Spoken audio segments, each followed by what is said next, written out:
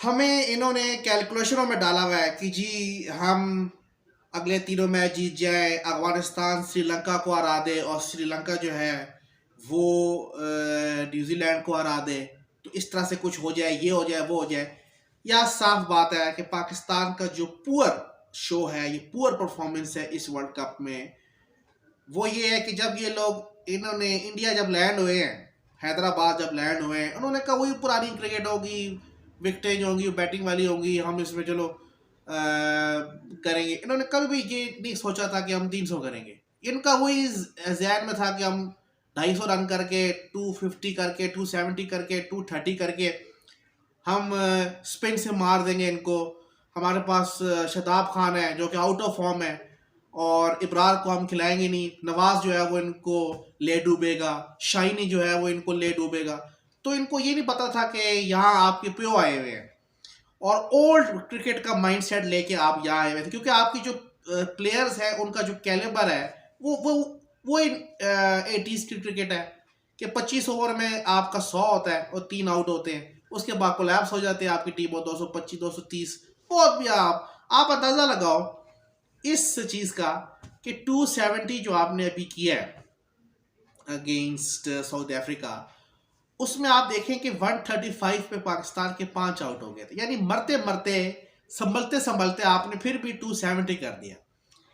यानी अगर आप मरते मरते 270 करके कर सकते हैं, तो अगर आप ऊपर से अच्छा खेलें, ऊपर से अटैकिंग क्रिकेट खेलें, पावर प्ले में आप ये कसम तोड़ दें कि हम छक्का नहीं मारेंगे, अगर आप छक्के मारना शुरू कर दें पावर प्ले में, पहले 10 ओवर में आपका 7 का रन रेट हो और चले आपके 2 खिलाड़ी भी आउट हो, तो फिर अगर छोटा मोटा कोलैप्स हो भी जाता है तो आपका रन रेट तो ऊपर होगा ना।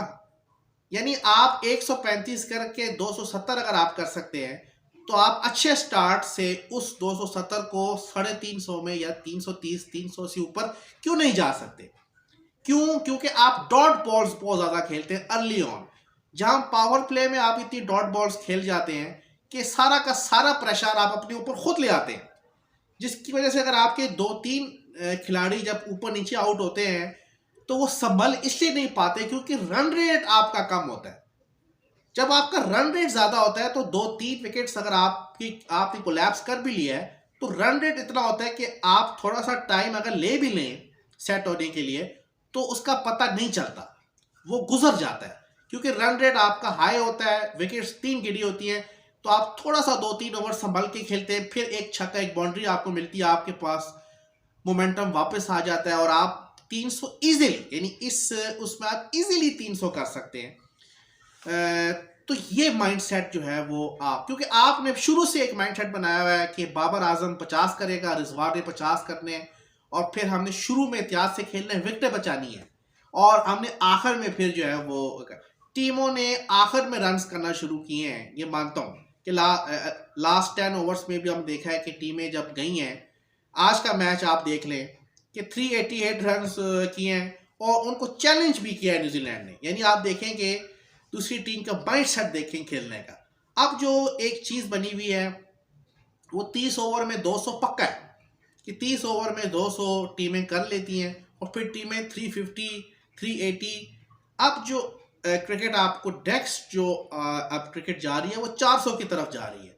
ये 350 380 ये एक आम सा स्कोर हुआ करेगा, यानी ये इसकी वैल्यू 280 270 की होगी। अब और क्रिकेट जो है वो चांद पे तो जा चुकी है। तो हमारा जो माइंडसेट है वो ये लोग ये सोच के आए हुए थे कि ये वही क्रिकेट है, ठीक है। यहाँ जब इन्होंने देखा कि हर टीम जो है वो 300 से ऊपर कर रही है, तो इनका वो कैलिबर है ही नहीं, और 6 हिटिंग एबिलिटी अगर आपके पास नहीं है तो आप आजकल की क्रिकेट में सरवाइव नहीं कर सकते।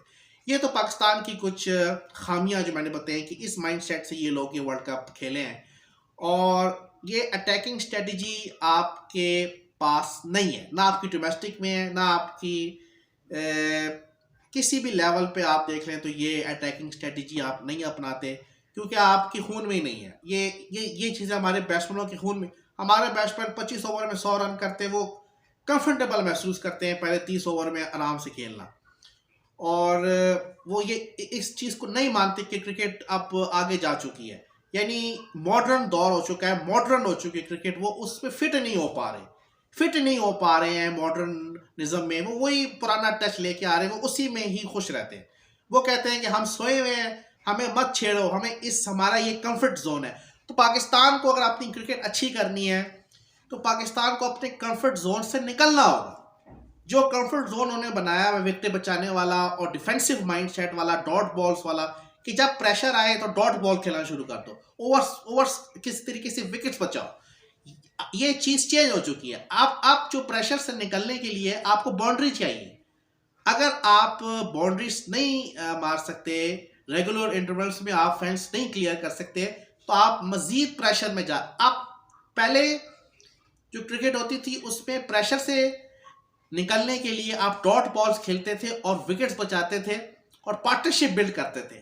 अब जो आजकल की क्रिकेट है उसमें आपने अगर प्रेशर से निकलना है तो आपके पास छक्का मारने वाला प्लेयर होना चाहिए। अगर उस मौके पे बॉलर आप पे हावी हुआ है तो आप बॉलर को एक छक्का मार के उससे उसका जो एग्रेशन है वो छीन सकते हैं, आप वहां पर लीडिंग फ्रॉम द फ्रंट कर सकते हैं।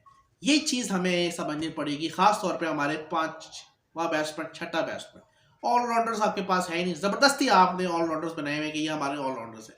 ऑलराउंडर आजकल की क्रिकेट में हिटर को कहते हैं, जो आके छक्के मारे, जो जिसके पास छक्के मारने की एबिलिटी हो और बॉलिंग में विकेट्स टेकिंग एबिलिटी हो। आजकल ये चीजें हैं। पहले ये होता था कि पहले जो ऑलराउंडर की डेफिनेशन होती थी कि वो बॉलर हो और बैटिंग में वो ऐसी बैटिंग करता हो कि जैसे एक स्पेशलिस्ट बैट्समैन करता हो।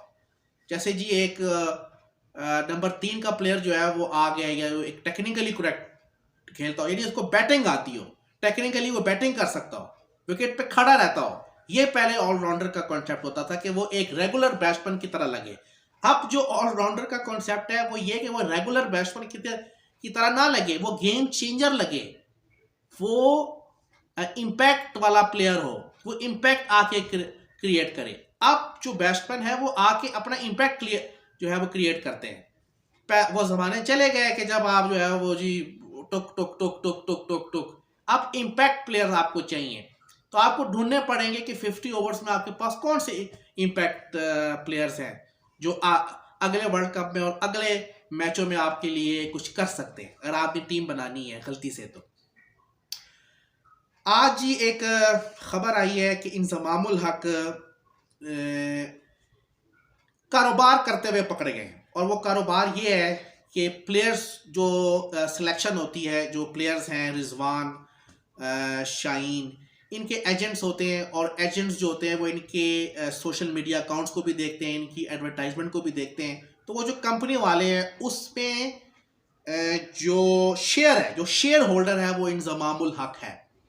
और ये साफ जाहिर होता है कि प्लेयर्स को सिलेक्ट करने में, एक कैटेगरी देने में, प्लेयर्स को सिलेक्ट करने में जो शेयर है वो इंजमाम को जाता है। तो आप इस तरह का चीफ सेलेक्टर अगर डालेंगे जो प्लेयर्स से कारोबार करवाता है, जो प्लेयर्स के साथ कारोबार में शरीक है, तो फिर क्या क्रिकेट आपकी इंप्रूव होगी?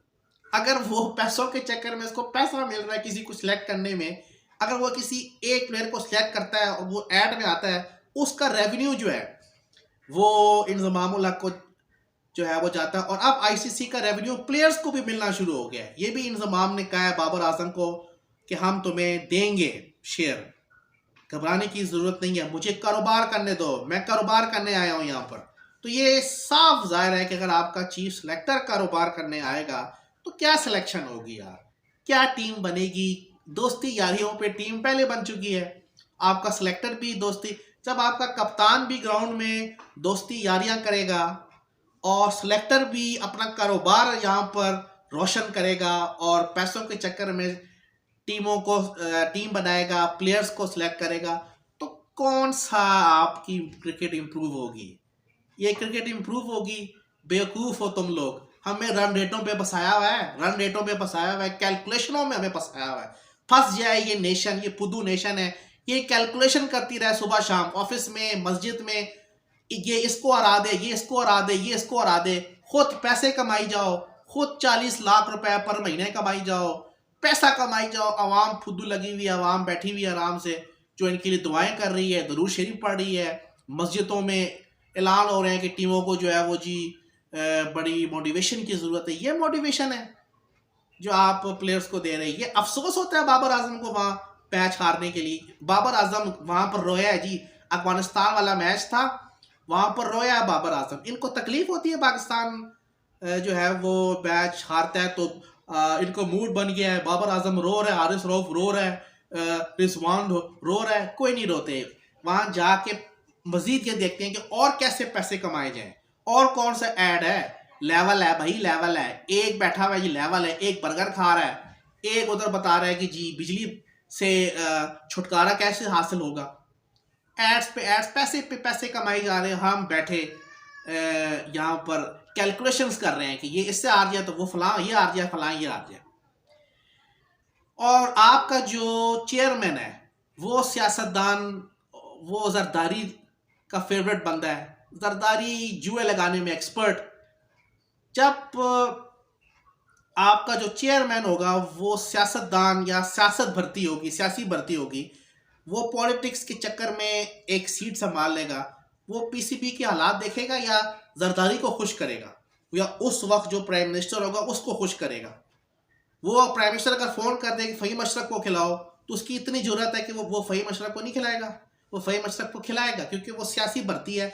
वो सीट पे जो बैठा है वो सियासत की सीट है।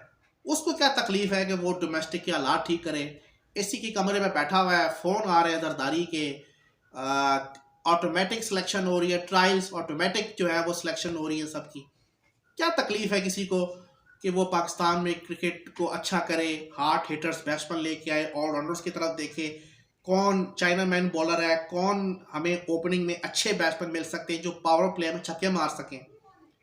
कारोबार पे कारोबार जो है वो आपका चीफ सेलेक्टर कारोबार कर रहा है, आपका जो कप्तान है वो दोस्ती यारियों पे टीम बना रहा है, उधर जो आपका चेयरमैन है वो सियासी भर्ती है। तो जाएं तो किधर जाएं, किधर जाएं?